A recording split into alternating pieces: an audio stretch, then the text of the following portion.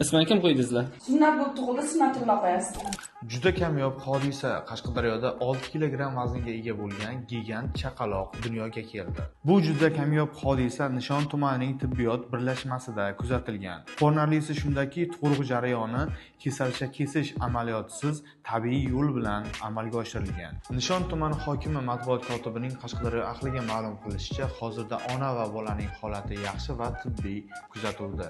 6 kilogrammlik vazn bilan chaqaloq tug'ilishi juda kamyob va g'ayrioddiy holat hisoblanadi. Odatda tug'ilayotgan chaqaloqlarning o'rtacha vazni 2,5 kilogrammdan 4 kilogrammgacha bo'ladi.